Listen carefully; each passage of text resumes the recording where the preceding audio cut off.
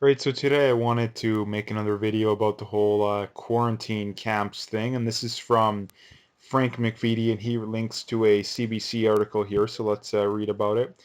It's titled Public Health Agency of Canada Considers Quarantine Centers for Pigeon River, Fort Frances. And I mean, long story short, I'm not going to read the whole article because I think it's pointless. They're looking for a private third party to possibly open these things up, and at the end of the article here, you can see they basically go on to, I mean, they're considering the two in Ontario. They're saying other locations considered are for Sault Ste. Marie, Quebec City, Saskatoon, Charlottetown, Windsor, Niagara Falls, Ottawa, Equala, and Yellowknife. And they go on to mention quarantine centers already exist in 11 cities, including Montreal, Toronto, Vancouver, Calgary. So I assume it's all the major cities. Like, aside from those ones, probably Edmonton, Winnipeg. Um, Apparently, Quebec City doesn't already have one, so I assume Halifax, Regina, Kelowna, maybe. I don't know what the next ones would be. Hamilton would probably be in there. But nonetheless, there's already 11 of them. So again, the first thing that really bothers me when you bring this kind of stuff up with the layman, the average person out there, is that they think that it's a conspiracy theory, right? It's a conspiracy theory, even though CBC clearly admits it, right? Like CBC clearly admits it. So it's not a conspiracy theory. The speculation comes in when we are trying to figure out what exactly do these camps exist for. And the big problem being is that they're going to claim it's just this innocent thing. Oh, it's no big deal. That's what the government's going to say, and that's what CBC will probably say too, because they'll cover for the government. But the problem being is that this is a very slippery slope. Number one, because why do we even need them? Like, for starters, why do we even need them? There's no the virus is not a threat. Now again, the federal government and the mainstream media and all these idiots are pretending that it is still, but it isn't. It's not a threat. That we've been going at this, 7 months now, pushing 8 months, and up until this point, not one hospital in Canada that I'm aware of has been overwhelmed. Not one. You do hear stories of people working at hospitals complaining that it's busy, but I've also talked to a couple people personally, that I can think of off the top of my head, and not to mention too, I know other people that have told me they know people that hospitals are not busy. There's the one in Edmonton, was it the Misericordia? I think was at capacity, but there isn't one that has been fully overloaded up until this point. I mean, you look at Ontario. I mean, this is a perfect example. Ontario, I believe, them or Quebec has been the hardest hit. They're pretty close, I think, but nonetheless, Ontario they have like 10 times more um, ICU beds than people that are actually in the hospital right now with the virus, right? So right now, we are not even close. We are not even, the cases could literally double overnight and we would still be nowhere near overloaded, right? So again, this idea that we need to be overly worried about this, the data doesn't bear it out, right? The data doesn't bear it. And this is the thing I really can't stand about these mayors and city councilors and politicians in general, is that most of them are still pretending this is this massive thing, right? Like, you point out to these people, whatever piece of data you point towards them that shows that we grossly overreacted, and they always come back with, oh well, the science is still coming in, we're still figuring things out. Well, number one, if you're going to make that argument, the first thing you need to know or need to acknowledge is it's nowhere near the threat we originally thought it was. We originally thought it was going to be 3, 4, 5% death rate, a 250,000 dead in Canada, 2 million in the States. We are 10 times less than that, right? So if you want to make that, like, these idiots that try and bring this point up, you can make that point. But for the love of God, admit that it's nowhere nearly as bad as what we originally thought. And the measures that we took at the start of this were under the assumption that 250,000 Canadians were going to die, and we're at 10,000, right? So this idea that, you know, I mean, the idea of these when you talk to these city councilors, it's so annoying, like, and mayors and anyone who's making recommendations on this kind of stuff. It's just pure insanity. And this is the thing I really can't stand about these people, is that if they were just honest, if they were just honest with us and told us, yeah, we're not going off the science. We're not listening to the science. I mean, technically, in their minds, they think they are, but that's because they're listening to a very select group of people, right? Like anybody who any expert who contradicts their worldview or gets them out of their echo chamber, they don't listen to. Like I've made tons of videos. There's endless amounts of doctors. I've made videos about multiple epidemiologists that have said that this is complete bunk. And does that change anyone's mind?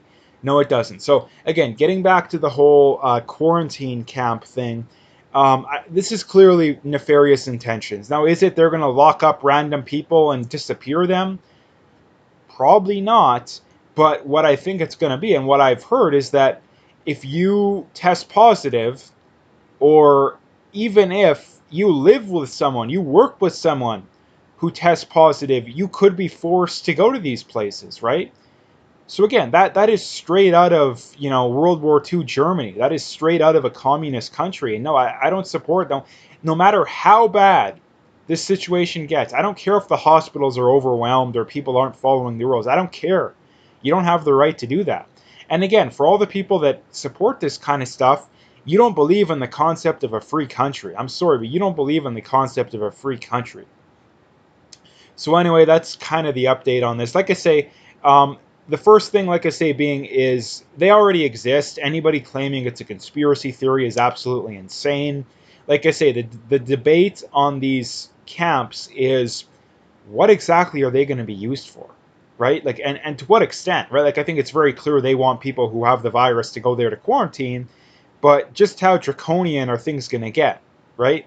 I think that's the real question, is just how draconian are things going to get. And I think it's not necessarily really, really bad, like out of World War II Germany, but it wouldn't be that far off, right? So, again, that's just my thoughts. But anyway, the next thing to bring up is from Tom Quiggin, talking about Canadian retailer Le Chateau will close or go out of business and close 123 stores, putting out of work 500 office employees and 900 retail employees. So again, this is just more bad news for Canada. I mean, we had Husky and Synovus. They're combining, and they're gonna end up laying off a bunch of people. Um, we do have Amazon that I seen the other day was gonna be hiring more people in Alberta, but um, the problem being is that there's a lot more jobs that are disappearing than are being created, and that's the big problem. And the really big problem too is that politicians don't seem to want to address this issue, right? They're worried about the virus with the death rate that's the flu, right? It's the flu that's a little bit more likely to spread. Basically, the cases are complete bunk, not in the fact that they don't exist, in the fact that there's a lot of false positives. That is the big problem with the cases, is that there's a lot of false positives. And not to mention too, a lot of the people that are testing positive, they have nothing to be worried about. If you're under 50, there is nothing to be worried, even under 60. If you're healthy, like if you're healthy and you're in your 50s or your 60s, it's still death rate comparable to the flu. The people that have to be worried about this are very old, or the ones that have very serious conditions, and that is a pretty small minority of the population. Therefore, expecting everybody to bend over backwards for a tiny minority of the population is absolutely insane, when the tiny minority can just take precautions themselves, right? Like, this is the big problem with these people, is that no matter what they do, they still advocate for the same stuff, right? This is the thing that they say, oh, well, we need, if we did it your way, you're going to be spreading it to all the old people and they're all going to die, right? Like, that's basically their argument. I mean, not obviously not all of them, but that's their argument. But if we had it their way, they still want the same regulations anyways, right? It doesn't change anything. The only thing that's different is the younger people going about their day-to-day lives. But anyway, the main point here being, like I say, I kind of went off on a tangent, but um, more bad news for the Canadian economy. Like, and this is going to be par for the course over the next year or so. Like I've been saying all along, we are going to be recovering out of this into a recession, which is going to be very bad. And eventually, I think the majority of the population will realize that we grossly overreacted, not just overreacted, because I think that the majority of the population probably already knows that, but we grossly overreacted to this, like by magnitudes of like 10, 20 times, right? So that's something that people are going to realize at some point. The problem is that um, it's going to be too late. It's going to be too late, and we're going to have, you know, probably the next 5 to 10 years of complete stagnation, if not flat out negative growth. And that's the brunt that people are going to have to bear for making these stupid decisions. Now, again, the bigger problem is that I think the government's just going to keep running massive deficits to prop up the system, because this is the problem, that if the government wasn't running these massive deficits, if we weren't having record debt to GDP ratios, the entire system would go belly up. The only way doing what we're doing is sustainable is by the government running these massive, massive deficits, and that's a really big problem. That it's not going to work forever. Like, it's not going to work forever. Running, living beyond your means only works for a short period of time. Eventually, the gravy train runs out, and rather than hitting that little bit of a speed bump, from day one, you hit a massive speed bump, down the road, which is going to cause a lot more problems than the small speed bump would cause if we were to just take the brunt in the here and now and get it over with. But again, like I say, that's not going to happen. So anyway, the next thing to talk about is from Zuby Music here, and he says, when I oppose anti-white racism, weirdos assume I'm cool with anti-black racism. When I oppose anti-black racism, weirdos assume I'm cool with anti-white racism. Now, again, I think he's right about this, but the one thing that I wish he would have mentioned is that nowadays, 99% of the time, it's happening on one side, and that it's people that the the one that people don't seem to understand is the anti-white one, right? Like, people say, "Oh, if you support all lives matter, then that must mean you're a racist," or if you don't support Black Lives Matter, that must mean you're a racist. No, it's that if you support all lives matter, it means that you are not a racist by definition, because singling out individual races is racist by definition, right? And disagreeing with Black Lives Matter is not supporting racism, because well, for starters, just because you call yourself something doesn't make a difference, right? Like, it doesn't make any difference. And number two, Black Lives Matter isn't for equality or racial equity or any of that kind of stuff. They exist to push a fringe political ideology, that being defund the police and let's bring back segregation and reparations and all these fringe political issues that the vast majority of people don't support anyway. But a lot of people don't support the issues that Black Lives Matter supports, but they support Black Lives Matter because they're afraid to be called racist, right? So again, that's a really big issue, and he puts it in a decent way, like I said, but I wish he would have put it in a little better way, because um, the problem with what he's saying exists almost exclusively with the white side, right? Like, if you come out in favor of, if you come out against racism against whites, which is honestly the most common form of racism these days, for the simple reason being that you don't have to make up and twist statistics to make your point, right? Like, if you want to make the idea of black racism in the here and now, you constantly have to manipulate and give half truths and all this kind of stuff, right? Like, oh, blacks are in prison more because of racism. No, it's because they commit more crime, right? Blacks, they earn less money because of racism. No, it's because, number one, low expectations, and number two, lower IQ on average. And obviously there's other things as well, but those are the big ones, I think.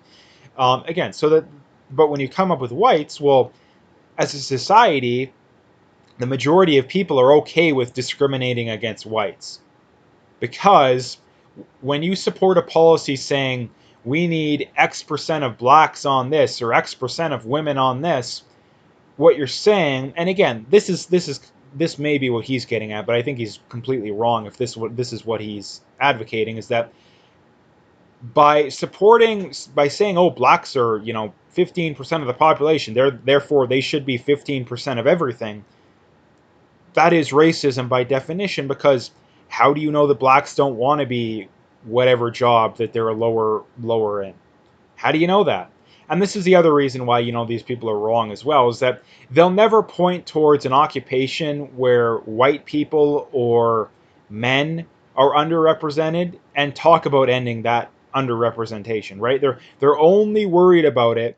They're only worried about it when it's women or minorities, which I believe is a confession that their main goal is not racial equality or gender equality. The main goal is to push their fringe political ideologies, which again, they aren't that fringe, but they're only not fringe because society has gone off the deep end, at least on average. And they would have been fringe pretty much at any point in time, prior to about 5 to 10 years ago. But nonetheless, this is a big issue. Like, this is a really big issue. And the reality is too is that we need to be able to call a spade, right? Like, we need to be able to call a spade. And this is the big problem nowadays, is that you can't do that, right? You can't do that. You can't point out that, hey, someone like Jacob Blake was, a violent criminal who didn't get shot because of more racism. He got shot because he was a violent criminal who was violently resisting arrest with a deadly weapon, right? Like, when you put it in those terms, which is absolutely accurate, right? It's clearly accurate. Um, all of a sudden, people's minds would be changed, right? Like, imagine if you said, yeah, cop shoot white guy, and he had, a violent past and was violently resisting arrest, and he happened to have a deadly weapon on him. Would anybody have sympathy for that guy? No, right? So again, like, all of a sudden things change when it's this kind of stuff. And like, it's like I always bring up too, is that if racism is such an issue in society, then we should be able to point towards many cases of legitimate forms of racism. But the best examples that we can come up with are ones that are not racism, right? Like Jacob Blake, not racism. George Floyd, not racism. The guy in Atlanta, not racism, right? Like the recent one in Philadelphia, not racism, right? Do I think that that means there's none? Again, people constantly straw man and gaslight the what out of you, saying, "Oh, you think there's no racism?" No, I'm just saying that it's not nearly as bad as what the average person would have you think, specifically the Black Lives Matter people. So, anyway, the last thing to bring up too, speaking of that, is that we have multiple places that are sparking up now where we have literal segregation, right? And this is the big problem nowadays, is that the people that claim to be anti-racist are the ones that are supporting literal segregation. Like, where have we got to as a society where we're supporting this? Like, where? Like, why aren't we questioning this more? You know, the people that claim to be the most anti-racist nowadays are the ones that would agree most with the racists of the past, right? Like, the KKK supports this kind of stuff, and turns out it's the woke left, quote unquote, anti-racist that support it. If you find yourself agreeing with the KKK on this kind of stuff, like, you've gone wrong somewhere along the way. Like, and I don't think there's even anywhere close to a question about that. Like, you've gone seriously wrong along the way somewhere. But the problem is that not enough people are willing to stand up to these people. For the simple reason being is that they're largely just afraid of being called racist and or being canceled, right? But again, like, if people don't stand up, these problems are just going to continue to get worse, because anybody with a brain knows that when you have a problem in society or in your life and you ignore it, it doesn't just magically go away, at least 99% of the time. 99% of the time, it is going to stay as bad as it is or probably get worse. And that's why I talk about this so much, because things like this are only going to get worse until people stand up. And the reason that I'm really worried about it is that I fear that it may be too late, that we may have you know, large amounts of people being killed or being persecuted simply because of their race. And we're going to start this garbage that we've gone throughout history all over again, because not enough people are willing to stand up to this madness. So anyway, that's what I wanted to talk about today. If you liked the video, make sure you hit that like and subscribe if you haven't already. Make sure you follow me on Twitter, BitChute, Parler. All those links are in the description. check out those links, hit that like and subscribe, and stay tuned for more.